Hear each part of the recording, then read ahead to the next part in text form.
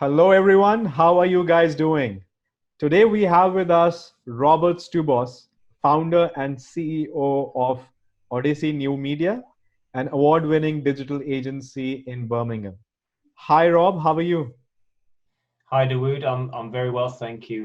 Nice sunny Friday, and appreciate you having me on your interview. Well, we appreciate you taking out time.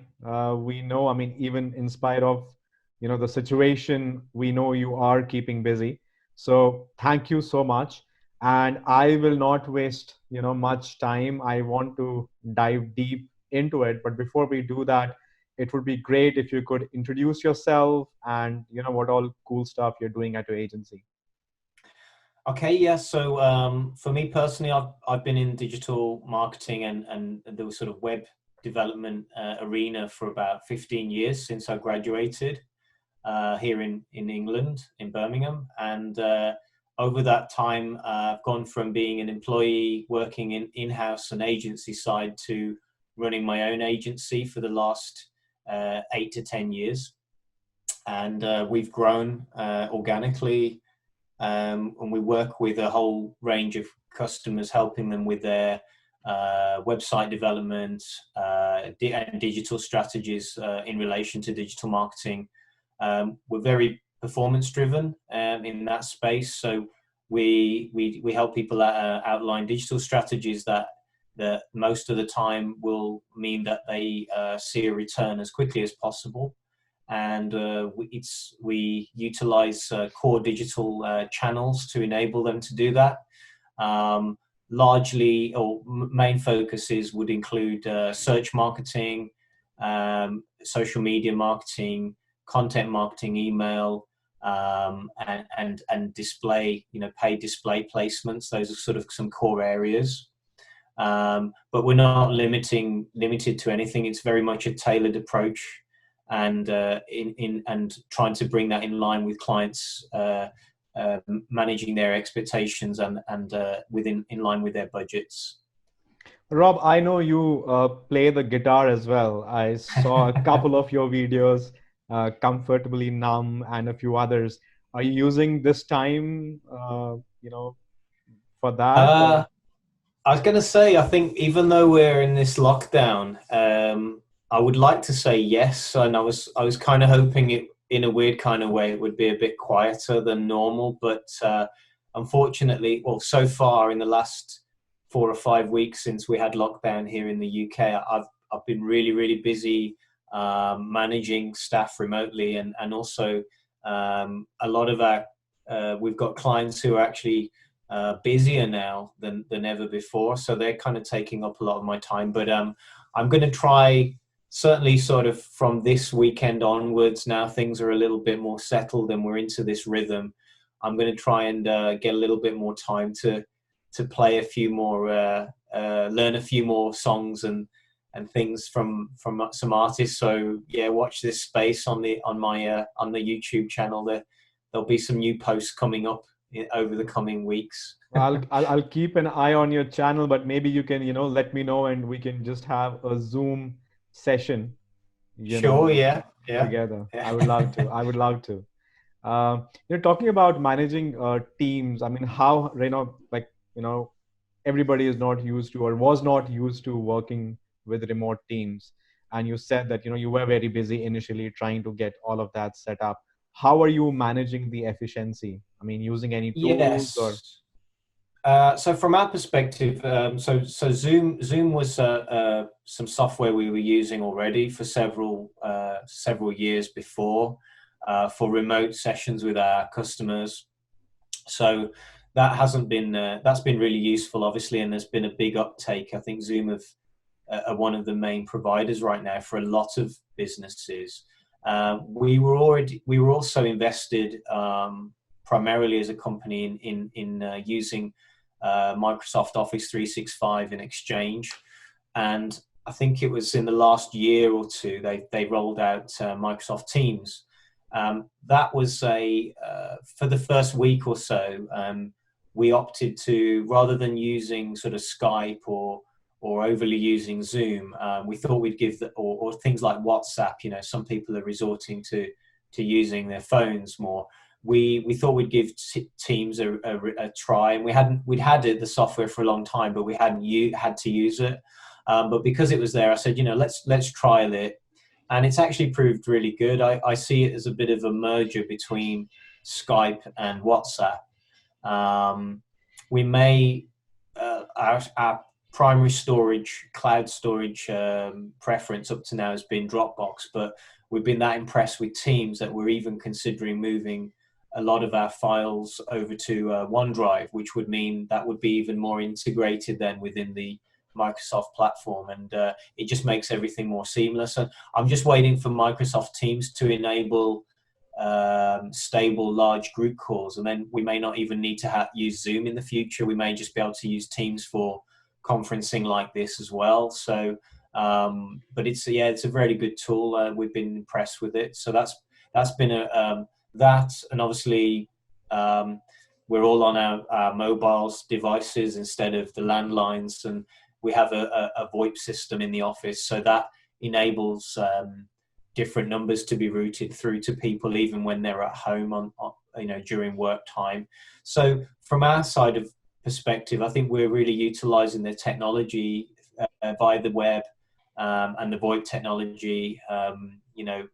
We had that in place, so we were fortunate enough not to have to we weren't scrambling around trying to get these systems set up. It was just a case of getting into a flow of using them. And I think we might find after this lockdown period, like many companies start to adopt that approach. And I think it's, in many ways, for meetings and things like that, it can maximize the time. And obviously there's talk about reducing CO2 emissions. So if people are doing more meetings from the office instead of, and with webcams rather than having to drive all the time, I still believe that a face-to-face, physical meeting is good as well, but maybe just the frequency can be lowered, and that will help the environment, and it will help people's, overall save their time as well, traveling to different places physically as well.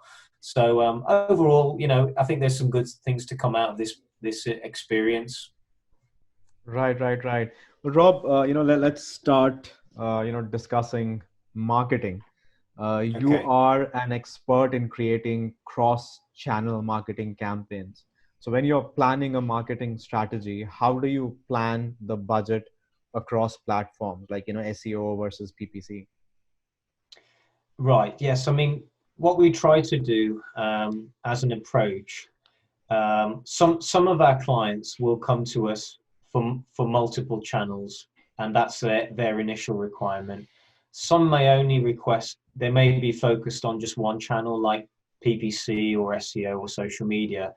For those clients especially, we will show them the spectrum of channels available and give them our thoughts on which channels they could be utilizing in addition, because we are in this multi-channel world, and the customer attention is very often spread across multiple channels when they're deciding which products to buy or which supplier to use or which service provider to use. So it's to give them food for thought, and sometimes that can change their mindset, or they may open it up to the idea of utilizing multiple channels. But for us, it's not just recommending everything or multiple channels for our own sake. It's trying to help them cherry pick the best channels that will be most suited for high impact from day one.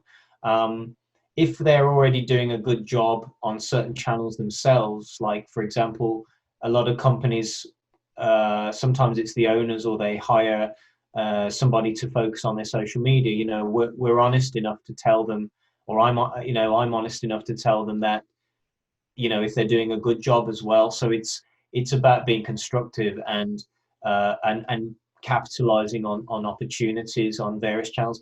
Also, some channels aren't always relevant for some industries. So if you're mainly B2B, then Instagram, for example, may not be a valid channel to go for as a priority. You may want to focus on LinkedIn. because that's obviously a ready-made audience. So it's also about understanding where their customer base attention is and really focusing the channel selection and the strategy there. Right, right. I'm sorry, I know I keep on thinking as an agency, but I mean, talking about that as an agency, I mean, as a sales strategy, I mean, have you like seen any like, hooks that you use to maybe get clients on board for that and then try cross-selling, like, anything which has worked the best for you? I think, yeah, I mean, we have a diagram which shows them that it's almost like a circular diagram that will show them the pieces of the puzzle so they can see how the different channels interlink.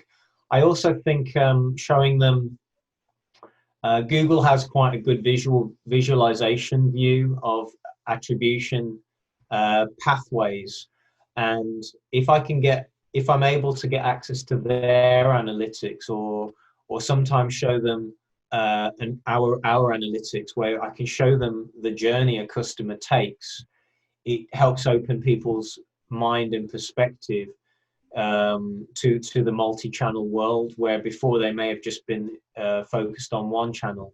The other thing as well is just to show them, if we can, sort of either case study based approaches as well, where we've used multiple channels, and also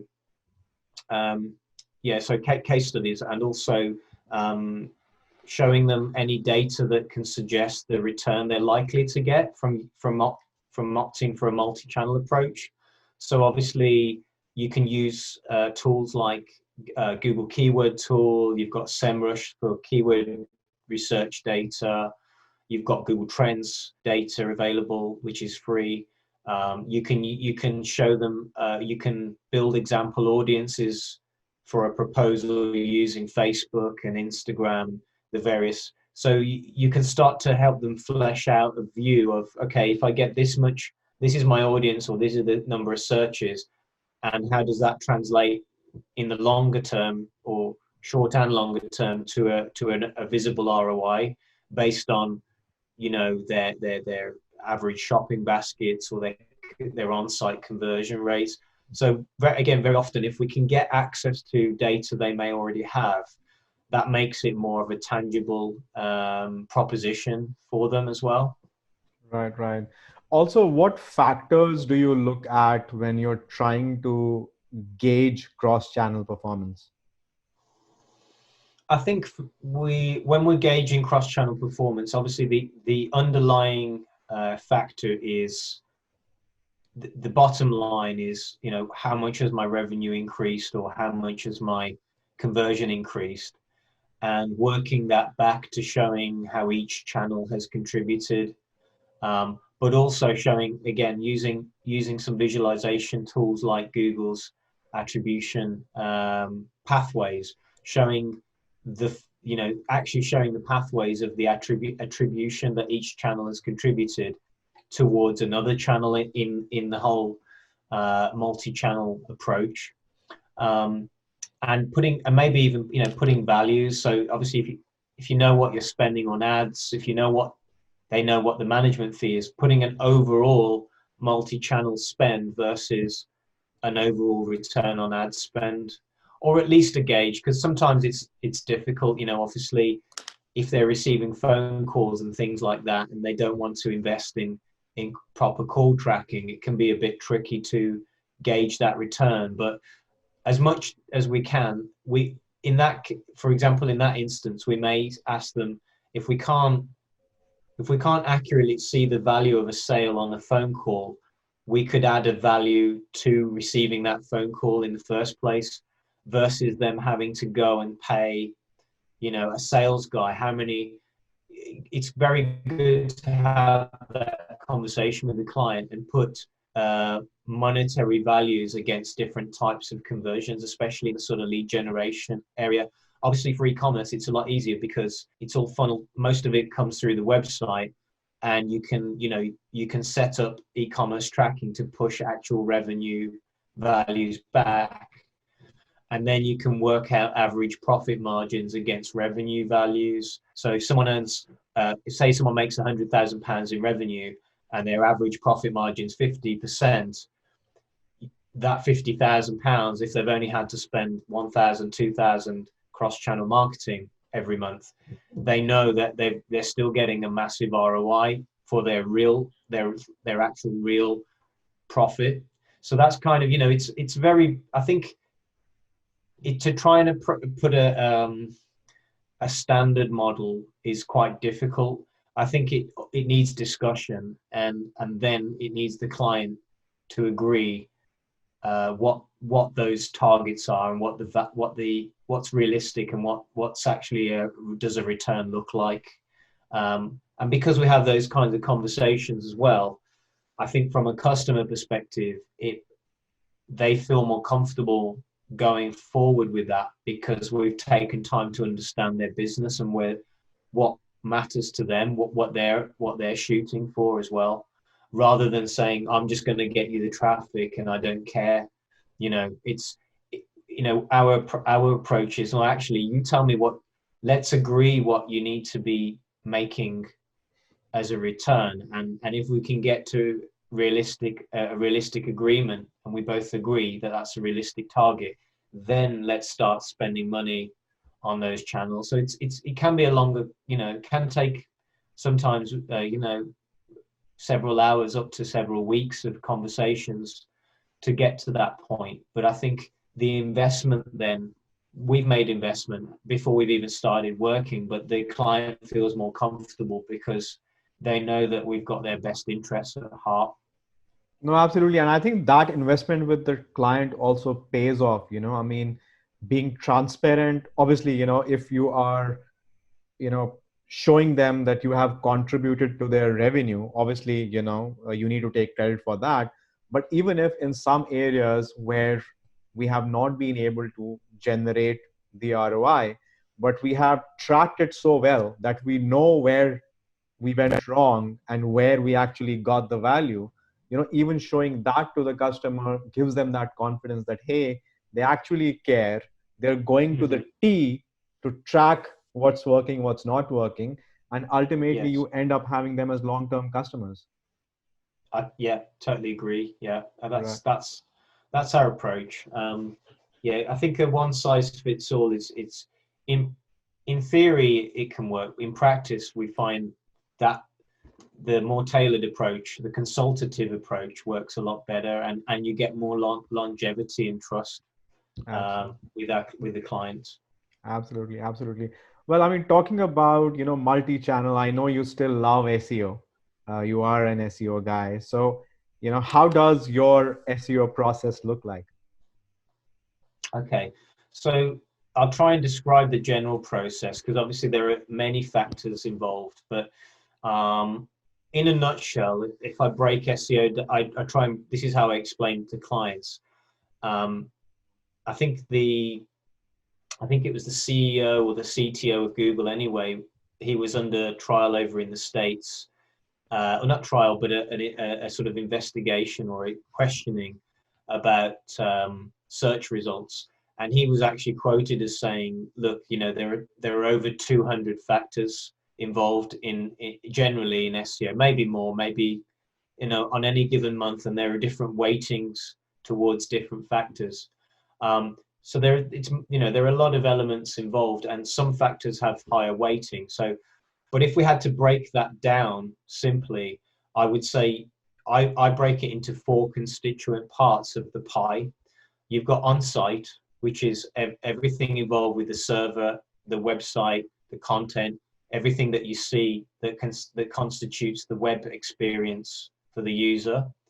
And then you've got 2 parts to off-site. You've got link building, or inbound links, which are ideally you want to focus on links that are relevant, authoritative. I know this is we were just talking before, so this is an area I don't you're totally into as well.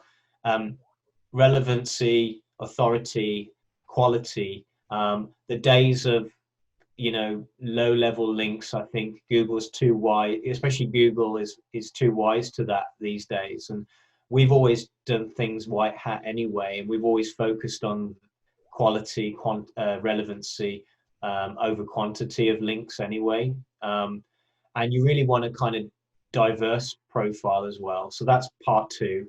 Part three, I think there is some impact of social media. It's debatable how much, because I do think that Google's clever enough to understand popular brands, and it wants to rank brands that are popular and perceived online through indicators as being popular and authoritative. And it uses social media metrics like followers, engagements, click-throughs to, if you're plugged into analytics, and it can see what traffic you're spending and receiving as well. And then the final part, which I think a lot of agencies maybe don't get involved with when they're tasked with with traffic generation, is usability metrics. So actually trying to actively, analyze, bounce rate, average time on site, the user experience. And obviously that relates, because Google although I'm an SEO guy at heart, but I also do pay-per-click, I think a lot of what Google recommends for SEO is for usability, which in turn is geared towards a better AdWords experience, especially on site. So, why wouldn't Google want a fast website or mobile responsive? If it pushes you to do that for SEO, and then later you do AdWords, Google knows that a fast mobile responsive site is not going to turn off mobile users. Therefore, you're going to potentially convert higher. Therefore, you're going to carry on spending on AdWords. So, I suppose the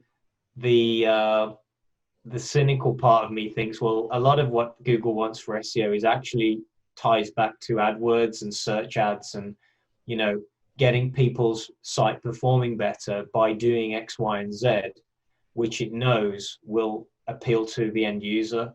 But I think overall, a lot of the changes Google have brought in, around those four areas, they do result in usually the best brands or the best sites, having top positions. So it's a case for us, when we're explaining this to our customers.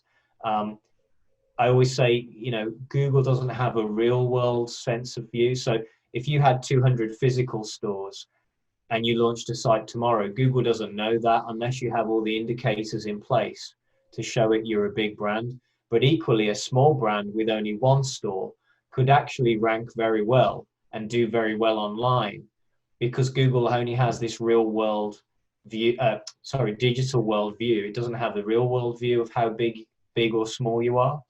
So we've been able to get clients to meet those criteria, and actually they've ranked substantially higher than some really big established businesses in the real world, or traditional big businesses who are turning, some clients are only turning over tens or hundreds of thousands, are overtaking other websites that, their companies are turning over millions. So I think it's a great opportunity. And just to add to the process side of it, we tend to sort of say to customers, it's really a 12-month minimum investment if you're serious about it. And months 1 and 2 are really kind of like setup months, where we're gonna do the keyword research really thoroughly. We're going to audit the websites. We're going to try and implement a lot on site, because that's a quicker win. And then once you get into from months 3 to 12, that's when you do a lot of your recurring work, like content marketing, blog content generation, key phrase density adjustments, link building. So a lot of the ongoing work falls under kind of content and link building largely, because if you can do a lot of the technical, cover a lot of that off in months 1 and 2, you've done a lot of the groundwork and you've got the foundations then, which means you can just spend a solid 10 months on the stuff that needs to be recurring, rather than trying to do everything all at one go. Because sometimes you just don't have the physical time. You've got to kind of partition the technical part, we find that works really well to get that out the way first in the first month or two, and then go into the regular SEO for the remaining, for the remaining year. And that approach also, from our side, if the client gives us 12 months, as you know, stuff that changes that you make in months 1 and 2 sometimes don't come into fruition until months 6 to 12, because the algorithm, Google isn't always quick to reward. It's a slow burn process. So we almost need a year to be able to show the metrics and the traction shifting in a positive direction. Sometimes if they're in a really competitive industry, we've actually said to people, you need to look at this as a 2 or 3 year strategy to get there, to get rankings for some of these big terms. We try and do a benchmark ranking check early on, so we can see as well where they're already positioned and where, and if they're on page 2 for some big terms, those are potentially quick wins we don't have to work as hard for. So, so it's also understanding, benchmarking and where the land lies. We try not to look too much at competitors in terms of where they rank, because it's almost irrelevant where your competitors are ranking. You need to focus on what you're doing almost, and doing that consistently right. The only parts we will look at competitors are, we've got software to do that, is backlinks again. We can look for, very often one of our approaches, and I'm quite open about this, we have tools that we pay, license tools, which understand the link relationships between websites, and we could compare their website with say 10 other competitors and see where the matches are, and where they don't have a link already. Those are some, highlight some areas they need to be trying to go after. So for example, if you're I'm trying to think of it, say you're a site selling mobile phones, and 5 of your competitors have got a link off a leading mobile phone blog. We need to do some outreach there, and we need to try and go after that blog, because there's a reason why they're top 5 and you're not. And so that's kind of a general approach. That's one side of the coin, as a first point of call, is to look at where are the gaps compared to the leading guys, and where do we need to try and engineer some links quickly to try and plug those gaps. So hopefully that makes sense. It's easier when I've got diagrams to show, but hopefully that I understand that. But I'm sure maximum of our audience understand these things. So I think this will do.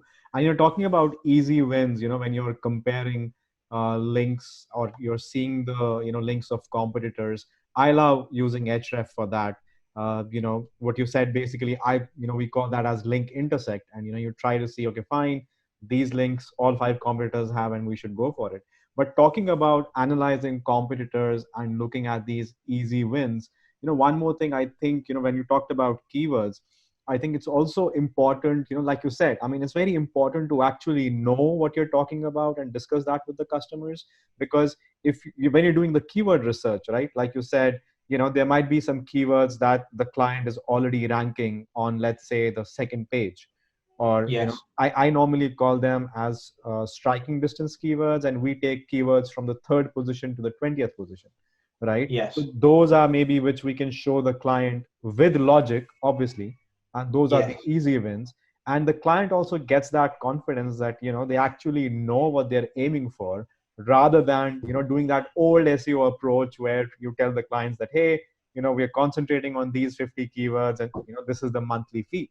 But it doesn't work that way anymore. Even about individual, individual keywords, there might be, maybe Wikipedia ranking on, let's say, the 1st position. I understand as a service, maybe, even if Wikipedia is, ranking on the 1st page, but they are not providing that service. So even if I'm ranking on the 2nd position, I get my job done. But, you actually need to show that logic, and you need to know what you're actually aiming for. And now we have tools available. Earlier, we did not have so many tools. I like using Surfer for actually planning the content outline of pages along with the competitors. but yeah, I mean, you're right. I mean, like you said. Just one thing as well, I would just quickly add as well. One of the things I always say to clients, we'll have customers who want to rank for the top, what I call them the holy grail terms. Like it's a you're going to be going on an adventure to get there, and it's a long journey. They'll say, I want to rank for. I'll use that example again. I want to rank for mobile phones #1. But then when we do the research, if we have a very thorough research process where we're trying to find more of the longer tail keywords as well. So let's say mobile phones had 10,000 searches a month, just as a figure, probably a lot more, but I'm just to illustrate. If you had 10 phrases which may be slightly longer, more specific, that collectively have 1,000 each, then as a group, you're getting the same traffic, but you can achieve that potentially quicker. So I have these discussions and I get them to almost put a priority. We put a priority from 1 to 3 when we're doing the keyword selection. So again, the client's involved, and it's about managing their expectations. And again, like you said, the days of, because you've got, for the broader search, yes, the volumes of traffic are there, but you get a lot, it's a lot more varied, the types of results. You've got Wikipedia sometimes showing YouTube. You have these info, you have the featured snippets on there and things like that. So, and that can take the click-through away. Whereas sometimes for the longer tail specific terms, there's actually less going on. So you're gonna get there quicker, and you're gonna achieve a higher click-through rate because there's less noise, there's less distraction. So we have those conversations as well, and that's generally our approach. And also where we don't limit the client, I think per client on average, we're probably rank checking between 300 to 500 keywords. Unless they have a very, very narrow focus of services or products, I think it's good to look across, to have a subset of keywords. You've got your big hitters in top 10, but then you've got all the other ones, because when you're optimizing a whole website, not just parts of it, you're going to see shift across the board. And if you're not rank checking several hundred, you're almost underreporting the shift across the board. And that can, and that can be reflected as well in the traffic uplift. Because if we don't show that, the client will say, well, I'm not ranking there for my top 10. I would have just got this traffic anyway. But then if they're seeing all these other phrases moving, it gives them that confidence that things are moving. Okay, my top term, mobile phones, I'm not anywhere near page 1, but all these other ones, I was, page 2 or 3, and now I've gone on to page 1. Okay, I've got a platform, and they can see that shift. So that's another approach that we've developed to show that shift across the board. So they're not just solely focusing on the holy grail terms or the big terms all the time as well. Right. Also, Google is moving towards predictive search results. How do you optimize for that? Well, I think predictive search is based on some main factors. So you've got popularity and search frequency of keywords, the geographical location of where the user is searching is coming into play, and also search history of users, because I think a lot of people don't clear their browser cache for long periods of time on their devices, and also they're signed in very often to their Gmail accounts. A lot of people, Gmail's kind of overtaken Hotmail, when it used to be Hotmail back in the day. These days, a lot of people have Gmail accounts, and that's that's saving their search history over long periods, even if they clear their browser history very often. So although, although it doesn't always know where they're coming from or their previous search history, if it's a new search, it can, it will base that on other users' data. So what we can try to do is, we can try and ensure the content at least is optimized for the right keywords, make sure that we're focusing it on popular trending keywords, and again, in relation to location, we can try and localize certain pages, or sometimes, as you know, within SEO, if you're able to service several areas, you can develop what's called more localized landing pages in addition to your main service, if it's a service-based site, for example. So it's, you know, that you can do it so you can trigger indicators for the predictive search algorithm, in line with, you know, again, quality keyword research, and those three main factors of popularity of keywords, the geographical locations, and where we know over time people have been searching for certain keywords as well. Right, right. I think also one more thing which I like to do apart from the normal, tools and numbers which we have in such cases is, if you have the budget and the time, you know, get a survey done, from your ideal audience, and like have questions like, what do you understand or what do you see from the page, and what are the things that you are asking, which are not answered there, and then maybe even use that while you're planning the content, because ultimately that's the user who is going to come there. Yes, that's true. Yeah, again, I think with SEO, it's a balance. We don't want to, it's always got to be the end user in mind first, which is, so when we are writing content, if we're writing it, or if our customers, sometimes they want to write new content or adjust the content, we want to write with the end user in mind first, and then optimize. So even when we're writing in-house, we will write a piece of content with no SEO, and then there will be a second layer where we'll just try and refine things. But if you were to read that content, it just reads like normal. It doesn't feel, it wouldn't be obvious unless you're a really experienced SEO. We're trying to make it very subtle and not take away from the usefulness and the engaging factor of that content. We're not writing content for SEO sake. We're ultimately writing it to be engaging for the end user. Right. Talking about local, what are the key elements that you look at while optimizing the Google My Business page? For Google My Business. So I did quite a bit of research on this, and I'm always keeping, obviously, the Google My Business profile, you want to obviously fill out all the fields that are available, that Google makes available. It's good practice to have a review strategy alongside it.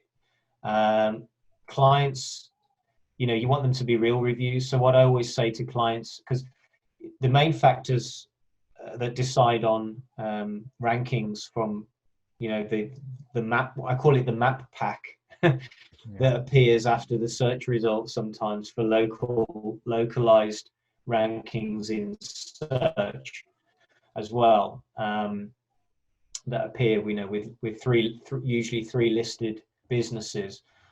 You've got the centrality of the location from the center point. So we're in Birmingham, and we're actually quite far out. We're probably about 6 miles from the central point.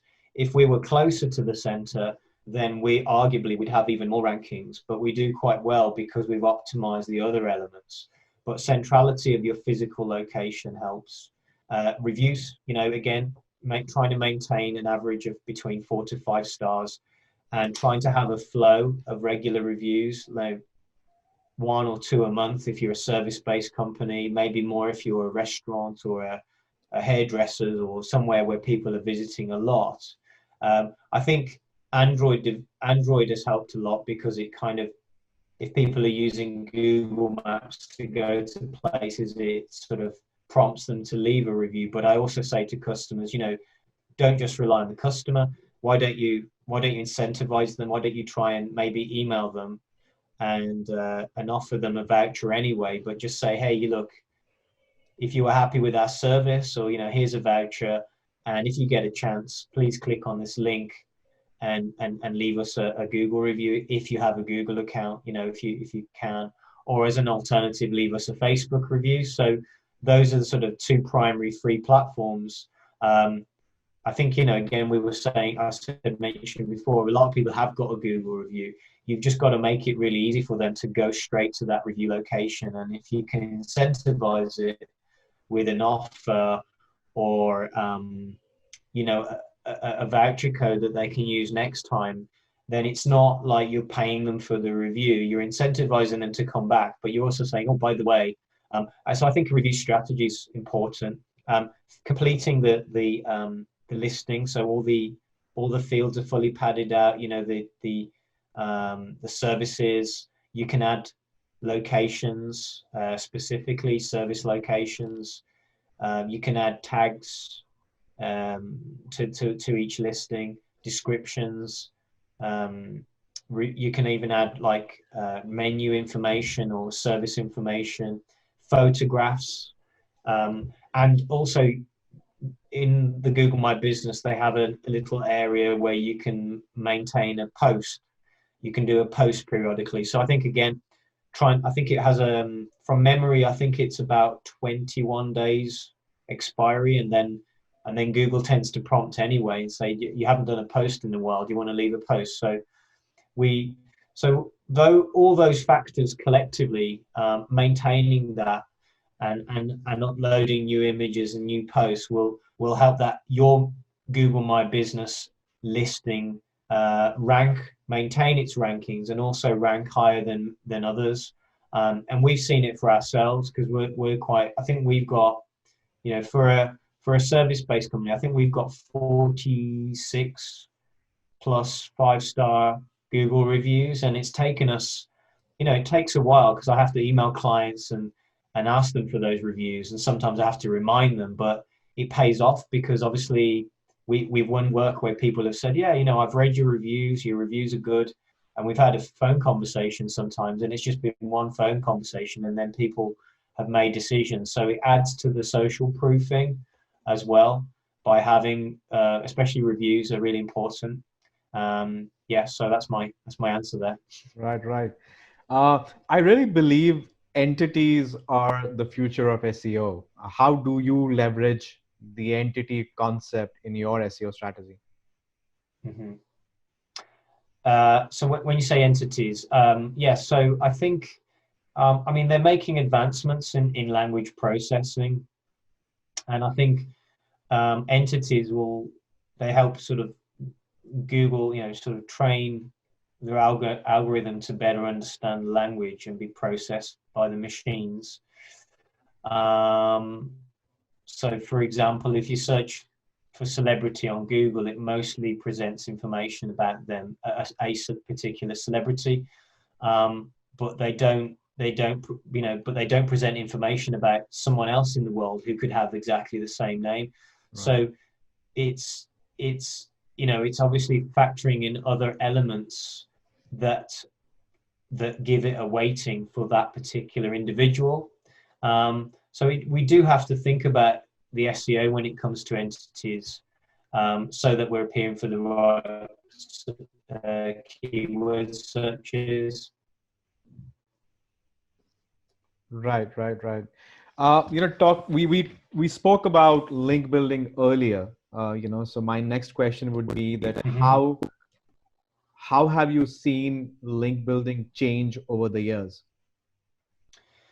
So link building, if I go all the way back to the early days, I call them the happy days or the easier days. It wasn't. I think the key factor is quality over quantity, which I mentioned earlier. I think and relevancy. So I think in the early noughties, 2005, when I was starting out, for the first, probably up until about 2009 and 2010, you could post anywhere really, and it was more about the numbers of links that you had versus the quality, and you had a lot of these sort of gig services and companies offering, you know, I'll get you 1,000 links, 10,000, and it just became a bit. It sort of devalued link building, and it devalued.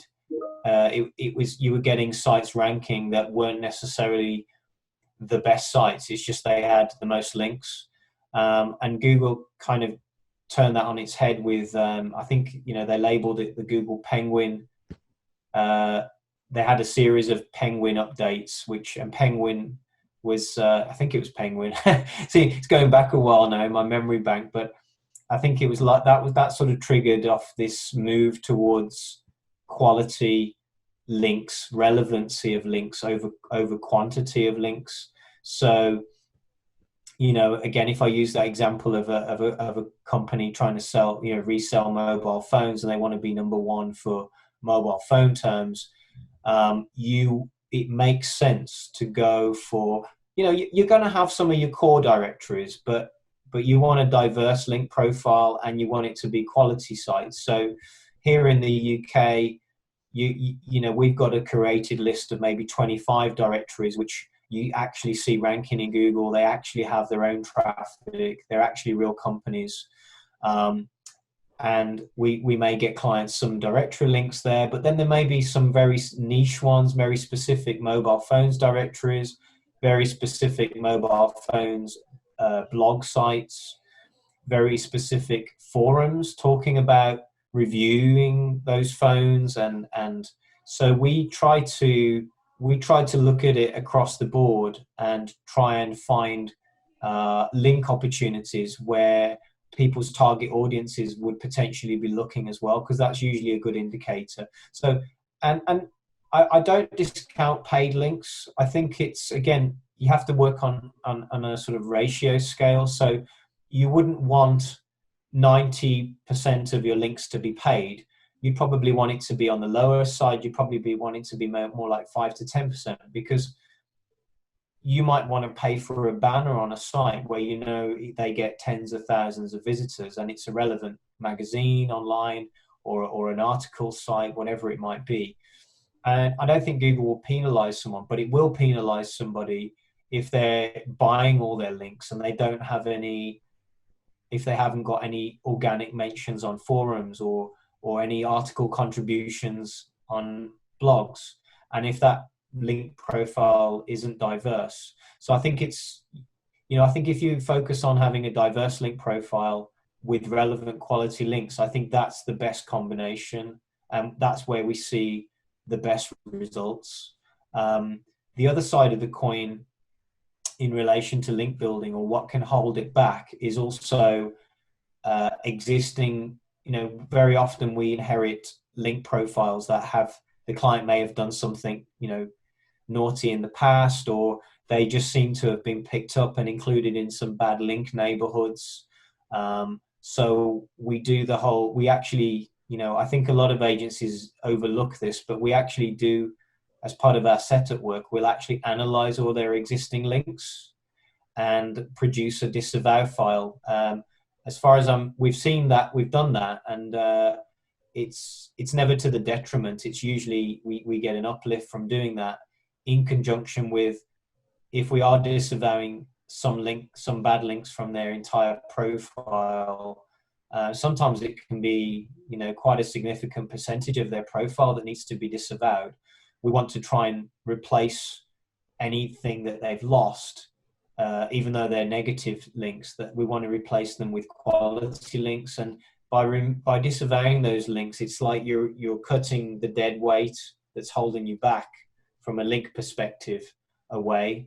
So that's also one part of the link building we do, usually as part of setup, and then we probably review that every 6 or 12 months. You know, we'll do another pass through just to disavow any additional bad links that may get picked up in that time period. Right. I remember, you know, you mentioning a long time back somewhere that, you know, like 5 years back, you had done one of your biggest link analysis and disavow for one of your clients. Yes, I think I'm trying. I think it was trying to think now. I think it was a price comparison site, if I remember rightly. We did. I think we put it up on as an article or a case study. Yeah. And yeah, that's a good 4 or 5 years ago. But well done for spotting that. Yeah, it was. There were a lot of links. I can't again without going. I could find it on my browser now, but I think it was in the thousands. We had to physically analyze, several thousand websites, and it's a manual job. I think you have got tools like you've got maybe SEMrush and you've got link detox tools, but I've kind of reviewed those, and even when I think you can't really for link disavow because I wouldn't just rely on a tool to do that, because I think you could be disavowing genuine links sometimes. So unfortunately for us SEO guys, it's a bit boring, but I mean, I enjoy it because you can just, you can put some music on and just work your way through these sites. It's a little bit of a manual task. I think we've kind of, on average, you can probably analyze by hand, manually individual sites. You could probably analyze somewhere between 250 to 500 individual sites in a working day. So if you've got thousands, sometimes you're talking, a week or several weeks worth of work just to do that one piece. But it's a really, in my opinion, it's a really valuable exercise, especially if you've been, as an initial activity.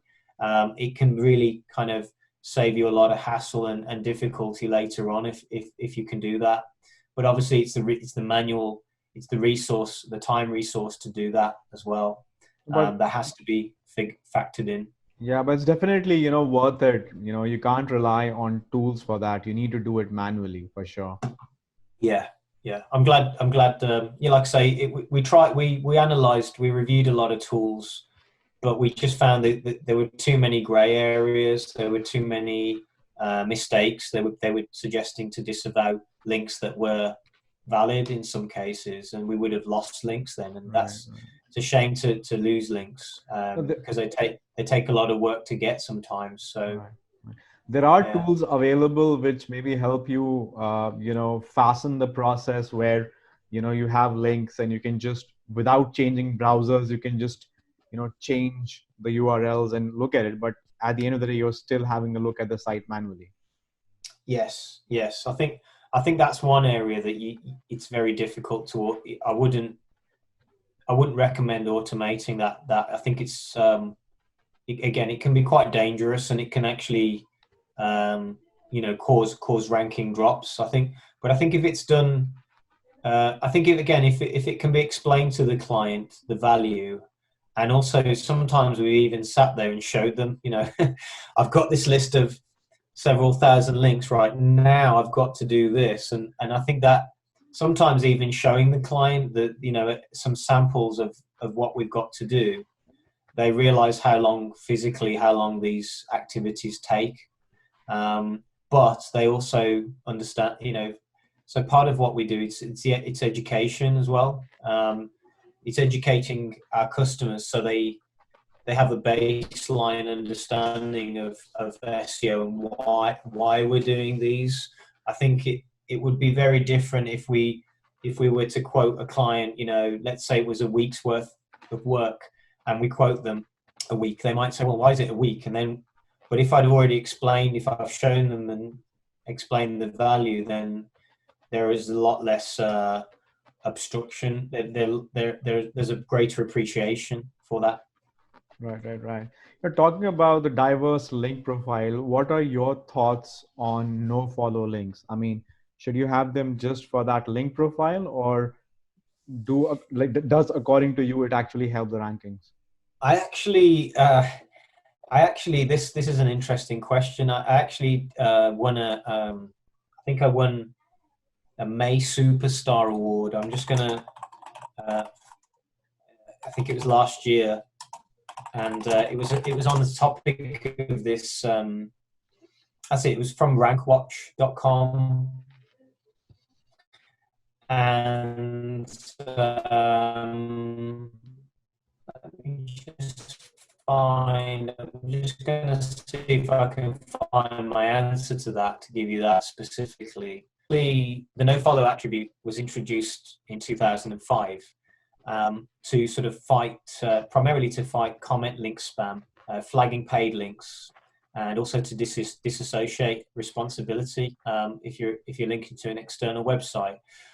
But I would say for the last 5 years or more, I think Google bots would still want to follow links which have no follow tags, because it still wants to understand authority signals and links, and it knows that a lot of sites deployed no follow to stop their link weight being leaked out. So like Wikipedia, for example. So, you know, why wouldn't Google, if Google saw you have a link from Wikipedia, there's still value to that. I think you will still be rewarded with value. So our approach, we obviously do follow is great because you inherit the link weight, but I think above link weight, I think there's authority still to be gained from Google and the other search engines, but in particular Google, by having that link association regardless of whether there's a no follow or do follow. So as an agency, we don't get too tied up with no follow, do follows. And, you know, we still see results coming off, you know, achieving no follow links as we do with do follow links. So I think because Google understood that people were using the no follow links extensively, it couldn't, my opinion is the algorithm doesn't discount you know, no follow links when it's trying to attribute value and authority. Right. Well, I mean, you know, I am already holding you for so long, so I'll just try finishing this as soon as possible. Yeah, sorry. Still, some of these, I just, it's my fault as well. I can talk about this all day. no, I mean, it's good. I mean, I think, you know, we can always, you know, come back another time, and maybe, you know, next time we just choose one topic and, you know, try to go to the T of that. But still, you know, I would still want your comments on, you know, optimizing for voice search. What do you think about that? Optimizing for voice search. Yeah, right? voice search. I think, you know, obviously it's still relatively new in that, you know, I think obviously we're seeing an increase of smart home devices like Amazon Alexa's device. I think, you know, mobile personal assistants are also growing, and like anything, there's always a bit of there's an adoption time when it comes to, you know, consumer markets. I think there was a keynote. Again, this is a keynote with Sundar Pichai, who's the Google CEO, and he mentioned that he gave the figure that 1 in 5 searches at the moment are being done with voice search on Google. So that just shows you that. I mean, 1 in 5 is still a lot, you know, in the grand scheme of things compared to where it was. So it's definitely becoming more important.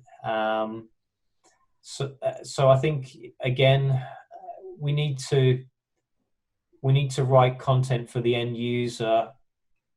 If that becomes, obviously, if that grows, I don't, in terms of how the algorithm works, I think that was a question, you know, as well. I think voice searches are often long tail questions. For example, you know, what are the best SEO practices of 2020 would be quite a long tail question compared to text searches like best SEO practices 2020, because people tend to write in shorthand and they don't ask questions so much in search. So, you know, when you're writing content for a website, it's important to consider the different types of questions that people might ask, and maybe integrate the question, some paragraphs around those questions, even on service pages or even on product pages. So you've got more chance of still being found and people still being landing on those service and product pages as well, but also building guides content, FAQ content on websites for absorbing more of that type of traffic as well. So that's how and obviously there are tools like one we use like keywordtool.io, which is quite good for helping discover those question searches or related searches, which, tie into questions. And also, basically if someone out there can't afford it, you can actually type questions, and the Google Suggester drop down will often show you the most popular searches as well. So it's a combination of brainstorming, searching, using the tools or using Google's search suggestion to find what those popular searches are as well. All right. Well, before you go, one most valuable super secret tip for quick SEO win, which the audience can apply right away and gain benefits from. Oh, the most valuable. I